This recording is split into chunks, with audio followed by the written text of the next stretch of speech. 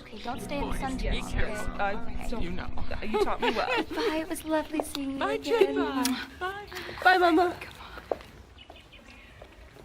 Come on, Jenny, let's leave those young things to their knitting. Oh, now, Babs, you don't really think they're knitting. Maybe. After all, we haven't left the old gals much else to do. We better hurry if we're gonna meet the boys on time. Oh, that's my Barbara. Is that what our daughters think of us? Oh, not us individually. You must remember that. It's just that collective modern idea of mothers. And, well, you never know, and we do have a great deal of time on our hands. Well, what do you say? Shall we go in? Oh, yes, let's. It'll be so nice to sit down for a while.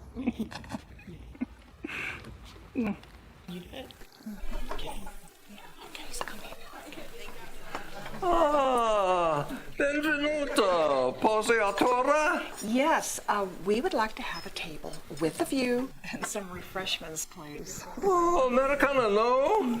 Oh, of course, of course. Un momento.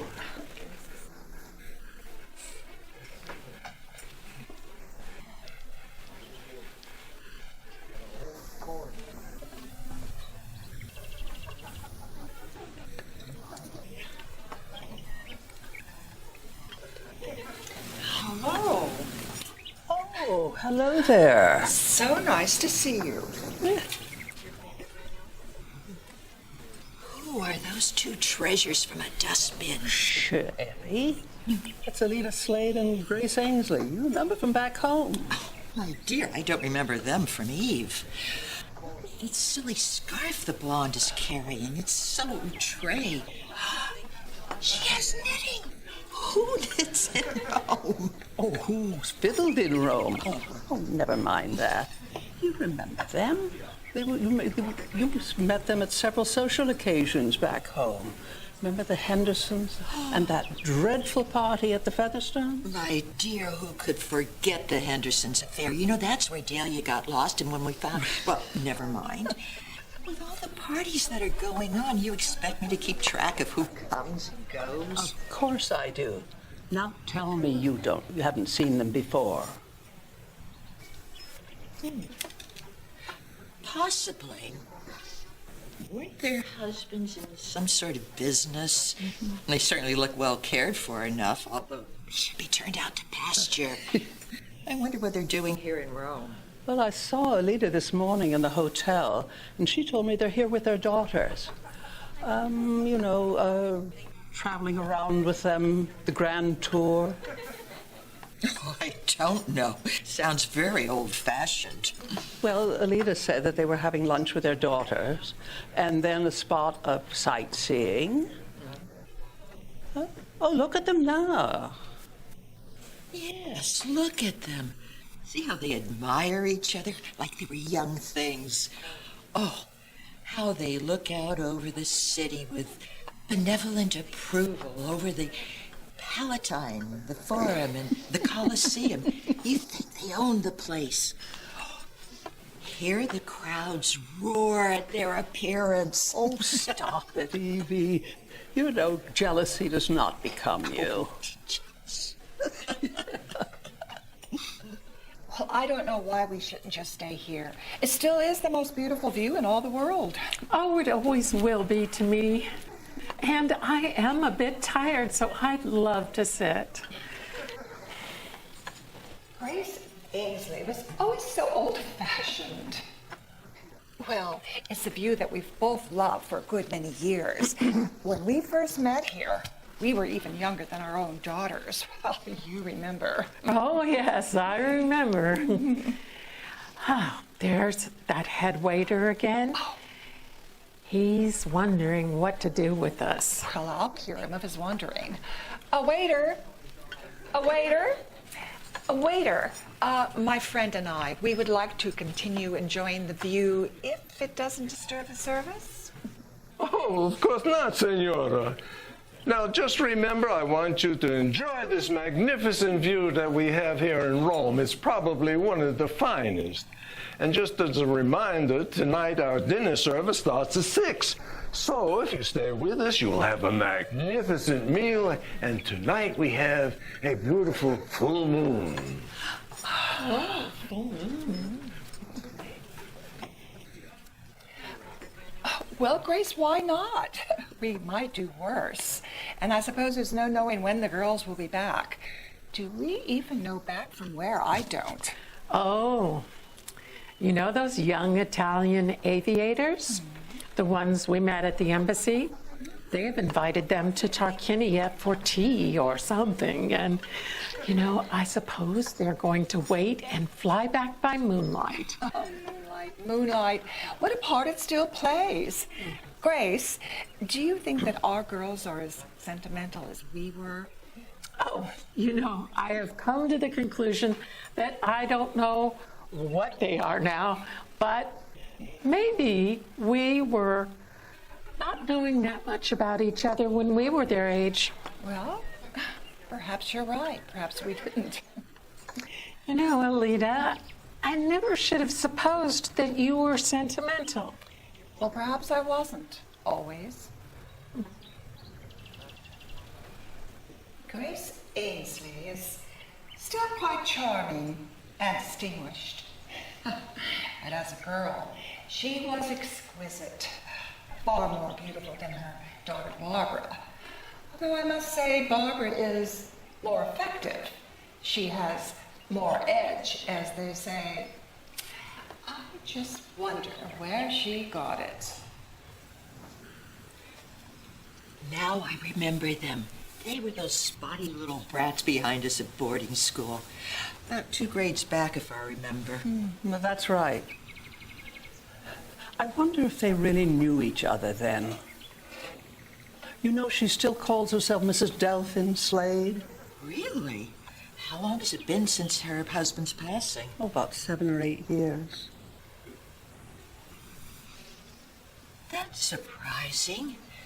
I remember I once met the Horace Ainsleys. It was summer out on the island somewhere. And I remember thinking they were this good-looking, totally exemplary model set of citizens. So very boring. They were neighbors, you know. Alida and Grace. Very little of the Ainsleys coming and going escaped Alida Slade. In fact, she got so bored by the time her husband Delphin made his big hit on Wall Street that, I can't say it. Oh, well, it is said, it is reported at least, that she said, I'd rather live across the street from a brothel for a change. At least I might see it raided. Oh, that's juicy. Oh, it gets better. Alida was so amused by this that she let it slip at a ladies' luncheon. It was big, and it went the rounds. Did it cross the street and reach Grace? And then a few years later, and not many months apart, they lost their husbands. Yeah. I heard they exchanged appropriate condolences. And did they resume their friendship? I'm told there was a brief renewal, but I don't think they've seen each other since then. And now, here they are, together in Rome, at the same hotel, and each escorting a significant daughter. Well, I suppose the similarity of their experience has finally drawn them together again. Yes, I guess so. I'm sure Alida felt the drop in status at her husband's passing, certainly more than Grace. It was a steep decline to just being Slade's widow. Oh, I can imagine being the wife of an important lawyer on the international scene, entertaining eminent colleagues from abroad, entertaining that must have been handsomely reciprocated. Oh, it was. And you can imagine just the pleasure of hearing in her wake, you mean to tell me that that handsome woman in those stunning clothes is Mrs. Slade? The Slade's wife? Really? I thought that the wives of celebrities were usually just frumps. And now, nothing. Being Slade's widow is dullish business.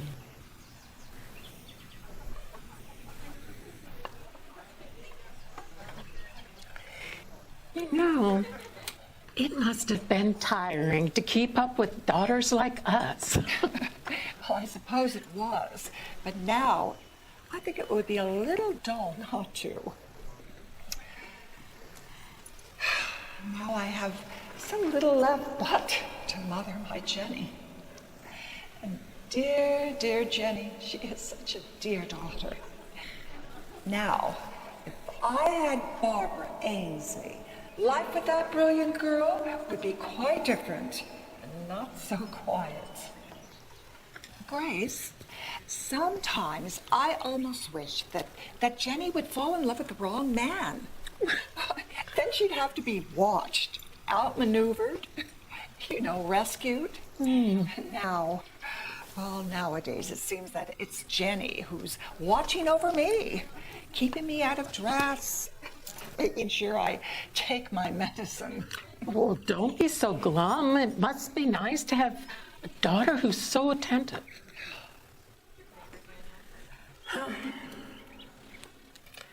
Alita Slade is smart, but she's not as smart as she thinks she is.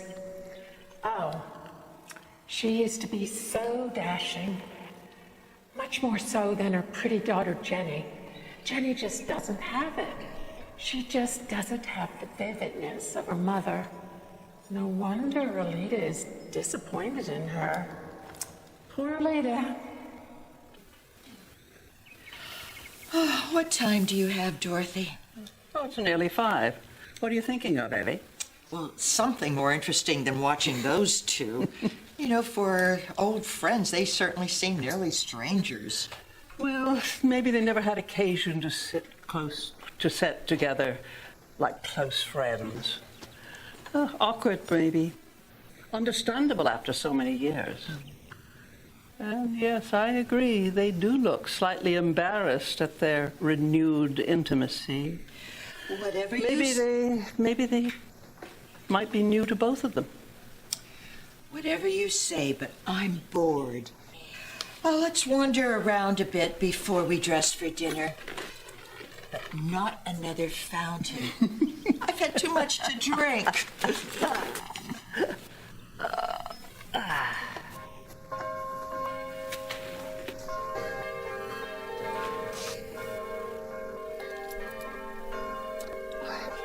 It's 5 o'clock already. Oh, there's bridge at the embassy at 5. Grace, I was just thinking how Rome, how it stands for such different things to each generation of travelers. To our grandmothers, Rome and fever. To our mothers, sentimental dangers. Oh, how we were guarded. But to our daughters, no more danger than just a casual stroll down the middle of Main Street. I just don't think they even know what they're missing. But, I used to always think that, well, our mothers, they had a much more difficult job than our grandmothers. When Roman fever stalked the streets. Then it must have been rather easy to gather in the girls during the danger hour. But when you and I were young, with such beauty calling and the spice of disobedience thrown in, and no more worse risk than just catching a cold during the cool hours after sunset. Well, I think that our mothers, they must have had a much more difficult time keeping us in, didn't they? 1, 2, 3, slip 2. Yes, they must have. Well, how could you knit in the face of all of this? It's all very well to say that our daughters have done away with moonlight and sentiment. But if Barbara Ainsley isn't out to catch that young aviator, the one that's a Marquesa, then I don't know anything. And my poor Jenny, well, she doesn't even have a chance against her. I know that, too. And Grace, I just wonder That's the reason why you always like the two girls to go everywhere together. My poor Jenny is a foil. Really? What are you thinking? Well, nothing. Well, yes. Well, I was only thinking that, well, your Barbara, she carries everything before her. And that young Campolari boy, well, he is one of the best matches in Rome. And don't you look so innocent, my dear. You know that he is. And well, I was also thinking, Grace, wondering how it is that two such staid characters as you and Horace ever even managed to produce someone quite so dynamic. I think you overrate Barbara, my dear. Oh, no, I don't. I appreciate her. And perhaps I envy you somewhat. My Jenny, she's a wonderful daughter. She's perfect in her ways. And I suppose if I were going to be a chronic invalid, I would much rather be in Jenny's hands. But I've always wanted a brilliant daughter, and I can never quite understand how it was that I got an angel instead. Well, Barbara is an angel, too. Of course she is. But I just know that your Barbara is going to come back engaged to that Campolari boy. She's got rainbow wings. And I just know that Grace is going to sell her home in New York City, and she's going to move to Rome so that she could be nearby them. She's going to have the most perfect old age, surrounded by her grandchildren. Shame on you, Alita. So, here we sit, Grace, and doesn't it bring back the past all a little bit too acutely? Oh, look. The sun is setting. Aren't you afraid, my dear? Afraid of what? Well, of Roman fever, pneumonia. I remember how ill you were that winter. As a girl, you had a very delicate throat, didn't you? No, we're fine up here. Down in the Forum, it does get deathly cold and suddenly, but no, we're fine here. Of course, you would know. You always had to be so careful. I must make one more attempt not to hate her. Grace, whenever I'm up at the Forum looking down, I always remember that story of a great aunt of yours. She was a very wicked great aunt, if I remember. Oh, Aunt Harriet. Yes. You know, the story was that she sent her little sister out to the Forum after sunset to get a night blooming flower for her album. Yes, but she really sent her out there because they were both in love. Both of them in love with the same man. Wasn't that it? Oh, well, that was the story, but they say Aunt Harriet confessed it years later. And that poor little sister, she went out, she got the fever, and she died. Oh, how Mother used to frighten us with that story when we were children. And you frightened me with it. That winter that you and I were here as girls. The winter that I was engaged to Delphin. Oh, did I? Did I really, Alita? I don't believe you're that easily frightened. Well, I wasn't often. But I was then. I was frightened because I was so happy. I wonder if you even know what that means. Oh, yes, I do. Well, I suppose if that was the reason why the story about your great aunt made such an impression on me. Of course, I knew there was no such thing as Roman fever anymore, but the Forum, it could be deathly cold after sunset, and everyone knows that the Colosseum is even worse. Colosseum? Yes, the Colosseum. Well, it wasn't easy to get in once the gates were locked. Far from easy, still, and in those days it could be managed. Lovers met there who couldn't meet elsewhere. And of course, you knew that. No, I don't remember. You don't remember? Oh, please. You don't remember going out to visit some rooms or other one evening after dark and catching a chill? You were supposed to be going out to watch the moon rise. Everyone said that that was the evening that caused your illness. Perhaps it did. You know, it was so long ago. Yes, and you got better soon, so it really didn't matter. But I suppose that it struck your friends as rather strange because everyone knew how prudent you were on account of your throat. And yet, you went out that evening, sightseeing after dark, didn't you? Well, perhaps I did. You know, the most prudent girls aren't always prudent. Okay, so what made you think of it now? Because I simply can't bear it anymore. Can't bear what, Alita? You not knowing that I've always known why you went out that evening. Why I went? Yes, why you went. You think I'm bluffing, don't you? Well, I know that you went out to meet the man that I was engaged to.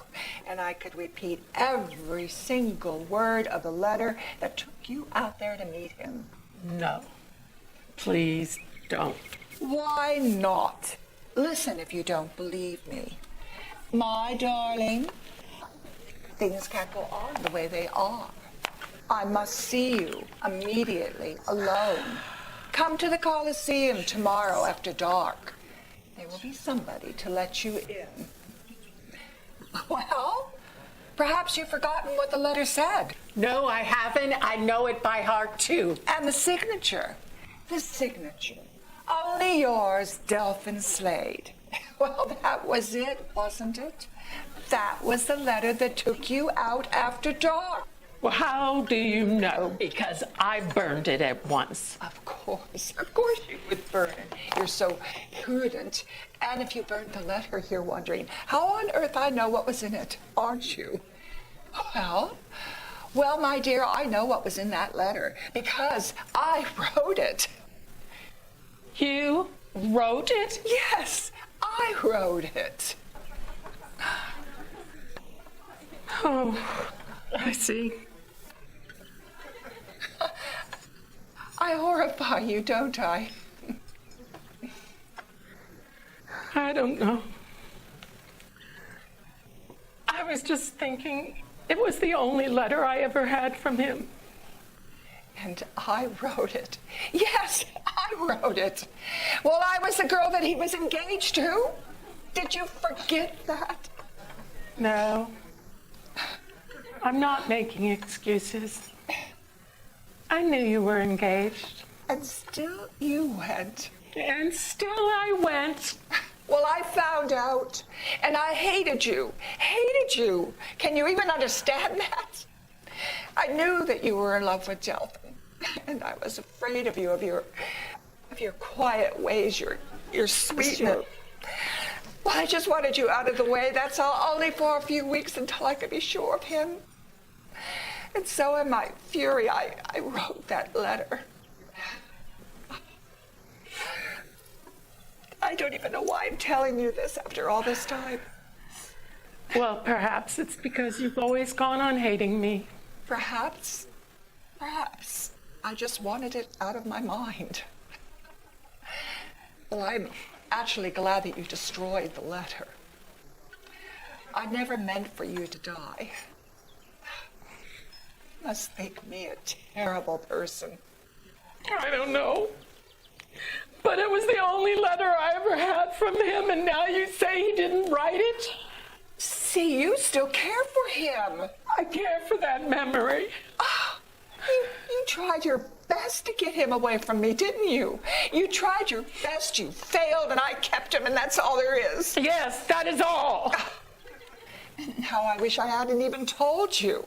I had no idea you still had feelings for him. I I actually thought that you would be amused. It all happened so long ago. And I had no reason to think that you had even taken that letter seriously. I mean, how could I? Particularly when you ran off and married Horace Ainsley just 2 months later. Just as soon as your mother could get you out of bed, she hauled you off to Florence and married you. Well, I must say that people were rather surprised at that. They all wondered at it being done so quickly. But I thought that I knew. Oh, yes, I thought that you had done it at a pique, just so that you could say you got married before Duffin and me. Well, kids, they have such silly reasons for doing the most serious things, and believe me, you married so quickly certainly convinced me that you never really cared. Yes, I suppose it would. And I suppose I did it as sort of a joke. A joke? Well, yes. You know, girls could be rather ferocious sometimes. Girls in love, especially. Thinking to myself all that evening that you were out there in the dark, waiting, dodging out of sight, fumbling for every sound, trying to get in. Well, of course, I was upset when I heard that you were ill afterwards. But I didn't wait. No, he had arranged everything. Delphin was there waiting for me. We were let in at once. Delphin was there? They let you in? Oh, come on now, you're lying. Of course he came. Naturally he came. Came? Oh, come on. How did he even know to find you there? You're raving. But I answered the letter. Yes, I told him I would be there, and so he came to meet me. Oh, my God. You answered the letter. I never thought that you would answer it. Well, strange you never thought of that. Well, I was blind with rage. You know, it's getting cold out. I think we better go. And you know, Alita, I do feel sorry for you. I think you're right. I think we ought to go. But I don't know why you should feel sorry for me. Well, because I didn't have to wait that night. Yes, I suppose I was beaten there. And after all these years, I really ought not begrudge you of it either. After all, in the end, I had everything. That's right. I had Delphin for 25 years. And you had nothing. Nothing. Only one letter he never even wrote. I had Barbara.